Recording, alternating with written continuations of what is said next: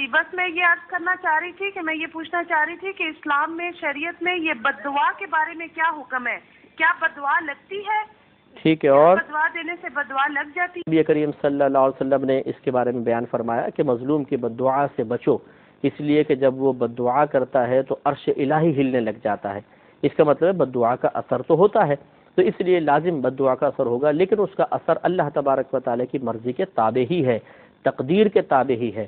اللہ تبارک و تعالیٰ نے اگر کسی دعا کا اثر دوسرے تک منتقل کرنے کا فیصلہ فرمایا ہوا ہے تب یہ دعا اثر انداز ہوگی، ورنہ آپ نے دیکھا ہوگا لاکھ دفعہ ایسا ہوتا ہے کہ لوگ ایک دوسرے کو بد دعائیں دے رہے ہوتے ہیں اور سامنے والے پہ کوئی منفی اثر مرتب نہیں ہوتا۔ تو یہ اللہ کی مرضی اور مشیت پر موقوف ہے۔ بہتر یہ ہے کہ زبان سے بد دعائیہ کلمات نہ نکالے جائیں، دعا ہی دی جائے۔